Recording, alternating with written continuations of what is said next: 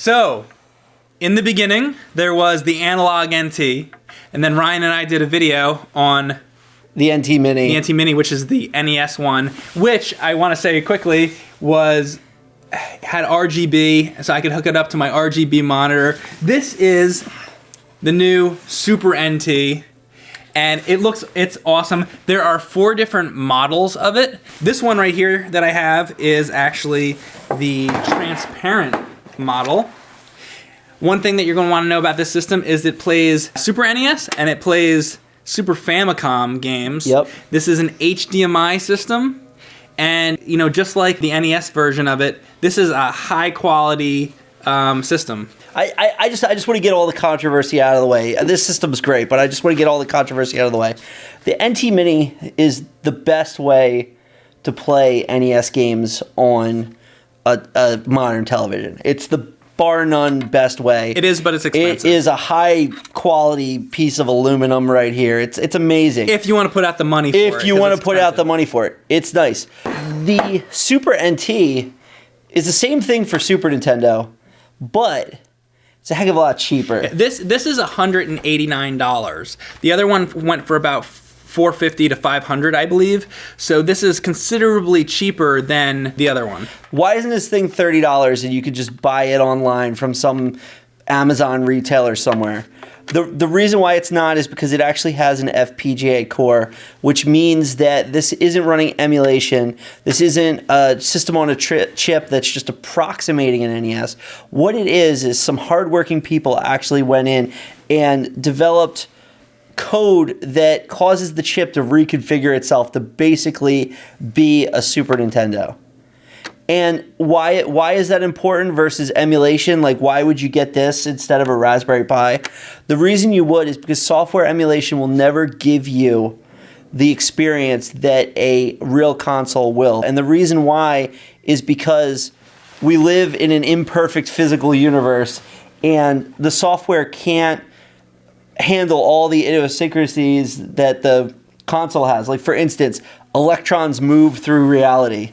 You're not going to be able to emulate everything the electrons are doing in software. That's such an important point you're making, because I'm the type of person who I like always, in my live streams and all the James and Mike Mondays and all the videos we do, I have said from the beginning I only want to use the actual cartridges, because I feel like when you start messing around with other things, colors can be off, sound can be off. You never know what little thing is going to be different, and I like to play as much as I can with an authentic experience, which is why I have a setup with the original systems, the original hardware. A lot of people say to me, it's like, why not just go get a regular Super Nintendo? Why have all these other clone consoles and all that?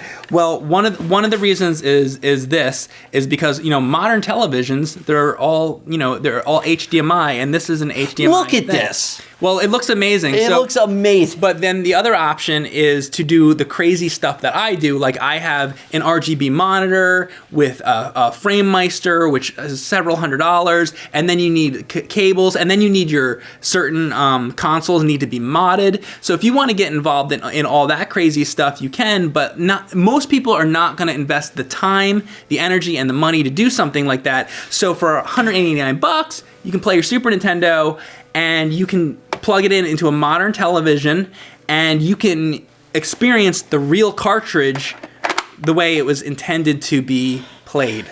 And what's one of the biggest things that suffers with emulation? Sound. Because these things, they weren't playing files. The music on Contra 3 is not an MP3. There's an actual chip in the Super Nintendo that is generating that audio. It's performing it. You ever play like an emulated game and it's like buzzing sounds and it doesn't sound right? It's muffled and all that. I'm going to stop you there. Yes, I have, because years and years and years and years and years ago, when I first started hearing about emulators, I was like, oh, what's that? And I tried it out, and I tried several games that I knew already. Maybe I played whatever, games that I had already played. Yeah. I was like, oh, let me try this out. And I noticed right away that they weren't correct to what I played on consoles. Yeah. And I was like, oh, this isn't right. And that immediately turned me off from ever playing it. So I never did. So I was, from that point forward, I was always like, I'm playing on cartridges, and I always have since then. Yeah, because, I mean, now, software emulation is better than all these, like, Chinese knockoff consoles and stuff like that, but it's not FPGA. It's not this. And it's not only... Tell me again about this FPGA. I don't know. I don't know that. So FPGA stands for Field Programmable Gate Array. Okay. Basically, what's happening is the people who've developed this have actually written this hardware code that's inside this device that when this turns on, it becomes a Super Nintendo. I was just going to say it simulates a Super Nintendo. The chip becomes the same electrical path. I even heard that this runs slightly better than a Super Yeah, there's Nintendo. actually a mode in here where, you know how there's games that have like sprite limits and flicker? Mm-hmm. You could actually enable a mode in here that fixes that. Wow. Also, it has a mode that you could turn on where you don't see any of the menus or the startup or anything. You just press the button and it turns on like the normal console. Wow. Which you want. Yeah. Because you don't want to think about the menus and stuff. It comes with a pack-in game. Oh, yeah. It comes with Super Turrican Director's Cut. Yeah. Which is like a run and gun, like this badass game, but that never came out. So Super Turrican Director's Cut is special because it was a 6 megabit game that for whatever reason the manufacturer said, no, we're going to put it on a smaller cartridge. So they had to make the game fit on the smaller cartridge. Because they didn't want to pay. Because, you know, it's not like a CD-ROM. A CD-ROM's cheap, right? In this, they had to decide whether they were going to go with the big cartridge that's expensive or the little cartridge. You remember, like, Chrono Trigger was like $80 when it came out. Yeah, and I think Final Fantasy 3. Because it was on a big cartridge. Yeah. So the developers, the publishers of this said, we're not paying for that. So they had to go back in and make the game less So this is like the original version of it. And they're also included on the So I've never played Super Turrican, but I'm just looking at the back of the box, and it looks awesome. It looks awesome. You know what? Because it's like the 6 megabit, doesn't it look like an arcade game from the time? Yeah. Yeah. It looks really good. It's pretty cool. I want to play that. But they also included Super Turrican 2 on here. Oh, cool. Which is another. So they're including games. Including games. Okay, the one thing I do want to say. So we have the other one. I was trying to get to this before, but this.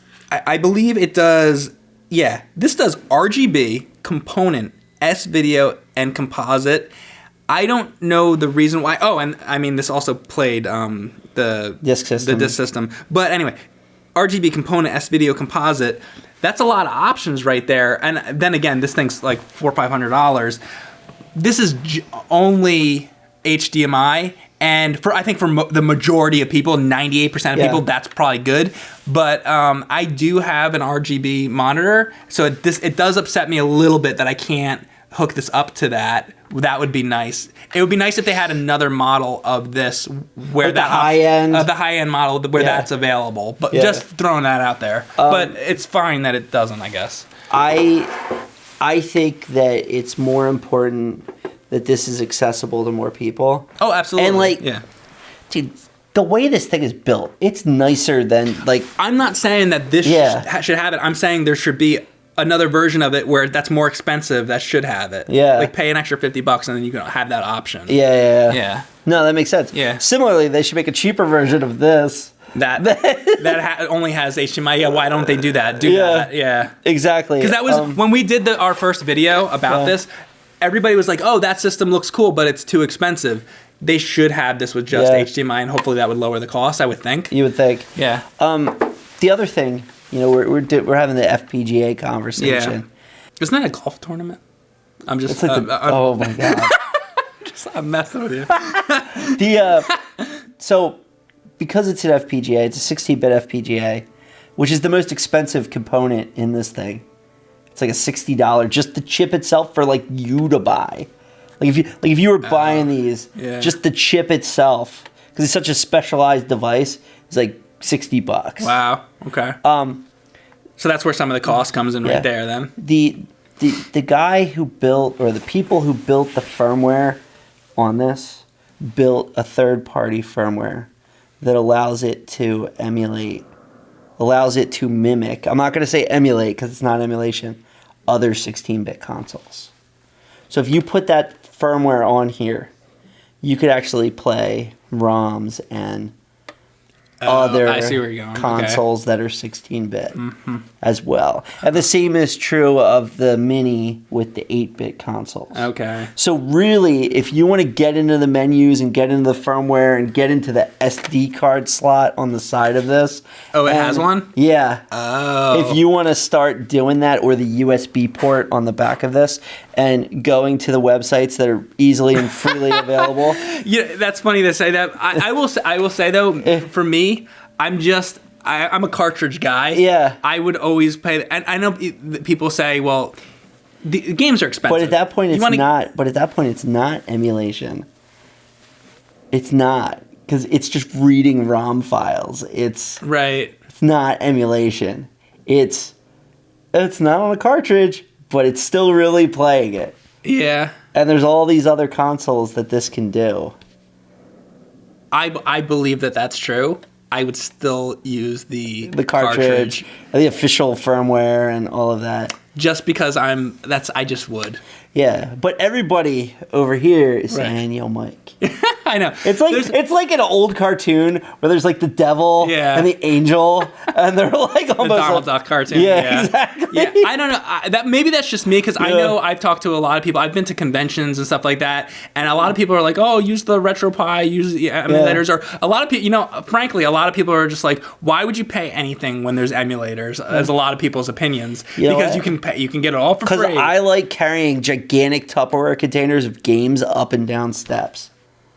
You know what though? I like collecting things, and I think the part of the fun of, and I get that, I don't like Lipton stuff either, but part of the fun for me of retro video games is having the cartridges and collecting them. It's a collector's thing as well, and since I'm collecting the cartridges and I enjoy the collecting of it, if I had the cartridges, why would I not play them since I own them?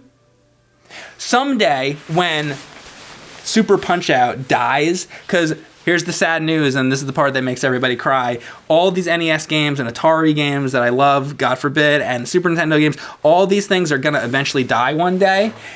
At that point, I will gladly stick in the SD card and do it that way, because I'll have no other option.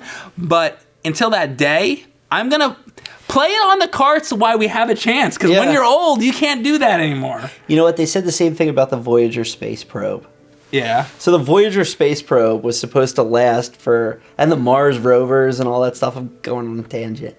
They were like, oh yeah, the Mars rover's going to last for a few weeks or a few months or a few whatever it was. And those rovers and those Voyager space probes are still kicking now. So you think 100 years from now, some of these cartridges might be... I think that Super Punch-Out is going to outlive you. Super Punch-Out definitely will outlive me. I do. I think. But the CD-ROMs, man, it's so scary. Oh, they're already dying. I'm already going through my collection and seeing CD-ROMs that I'm like, it's not good. My Suikoden 2. I had to rebuy Suikoden 2. I was already getting a little worried. Recently, I was doing a live stream. I played some Atari games, and Atari being older than all of this stuff, and their cartridge form, they're getting to the point now where they're getting up there in age. And I put in Spider Fighter, and I was trying to play that, and it wasn't working. Good old Spider Fighter. Good old Spider Fighter.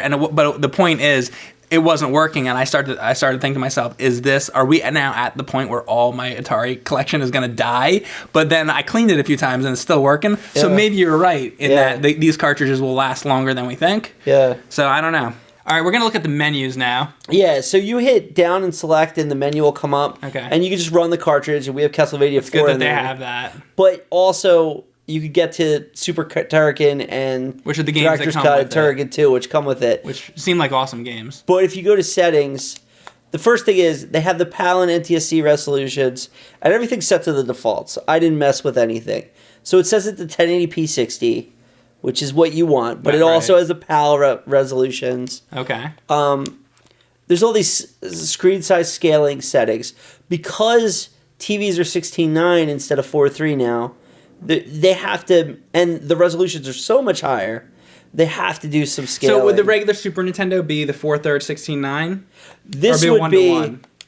This is the regular Super Nintendo, but it's still 4 times taller than the actual screen. You know, it's scaled because this TV has so many more pixels. Right.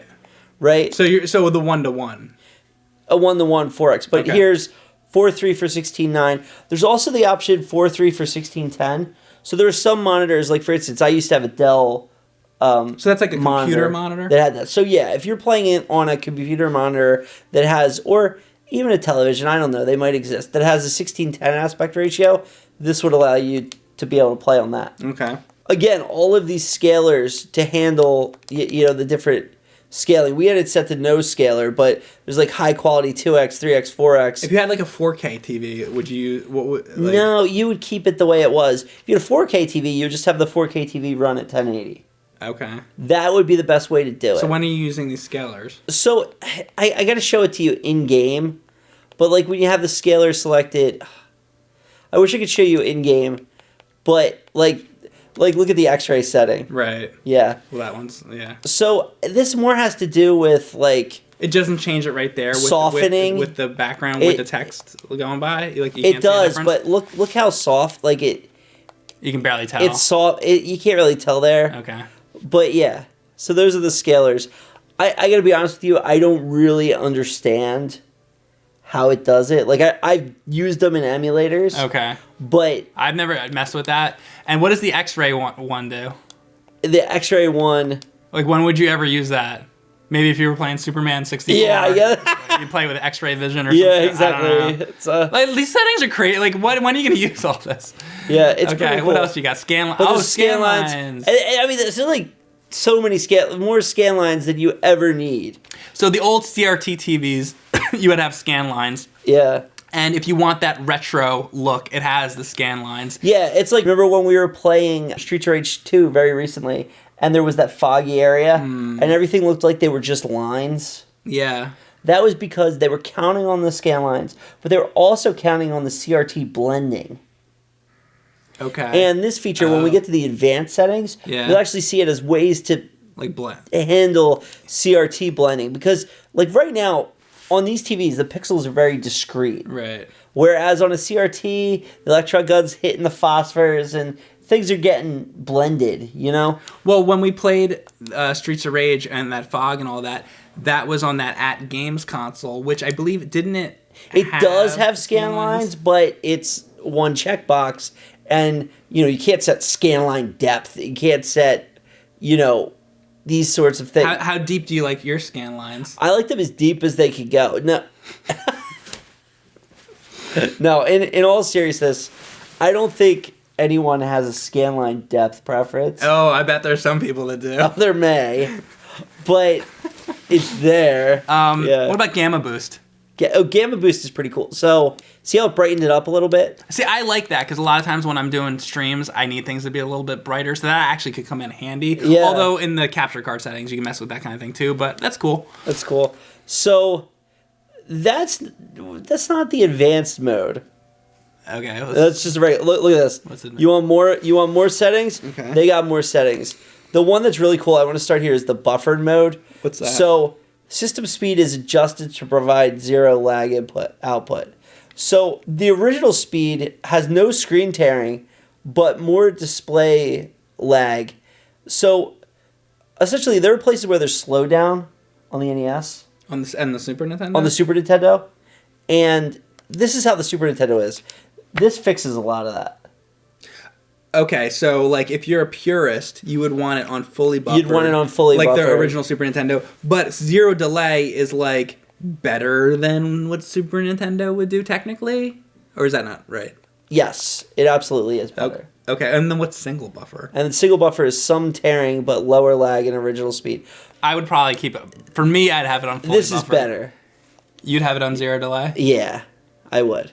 Okay. There's also the extra video features here, like the 64 sprite tiles. Remember, we talked about this when we were playing Ninja Turtles, how there was flickering. on the NES. Yeah. Because there was a limit to how many sprites could be on screen. Yeah. This- you mean TMNT like 2? In TMNT 2. Yeah. This limits that. Okay. So Pseudo high-res blending. Pseudo high-res blending. I have no idea, man.